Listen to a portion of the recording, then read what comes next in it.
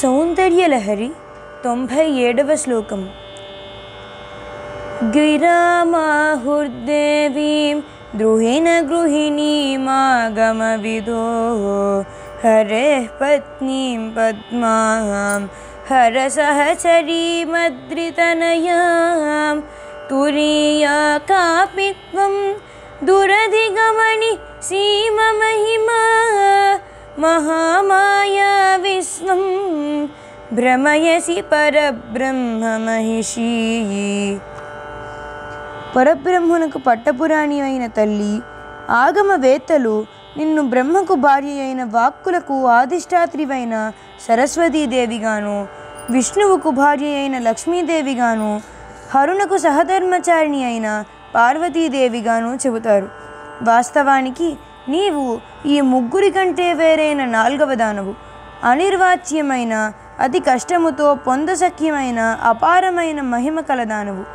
శుద్ధ విద్యాంతర్గమైన మాయాతత్వమై ప్రపంచాన్ని నీవు భ్రమింపజేస్తున్నావు. గిరామాహుర్దేవీం ద్రుహిణ గృహిణీమాగమవిదో హరేః పత్నీం పద్మాం హరసహచరీమద్రితనయాం తురీయా కాపి త్వం దురధిగమని సీమమహిమా మహామాయా విశ్వం భ్రమయసి పరబ్రహ్మమహిషీ. సౌందర్యలహరిలోని 97వ శ్లోకాన్ని ప్రతిరోజు బ్రహ్మముహూర్త కాలంలో 1000 సార్లు జపించి క్షీరాన్నము, తేనె నైవేద్యంగా అమ్మవారికి నివేదన చేయాలి.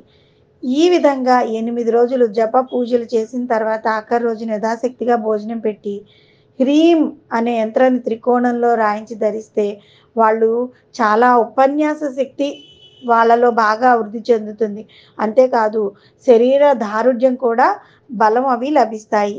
శ్రీమాత్రే నమః.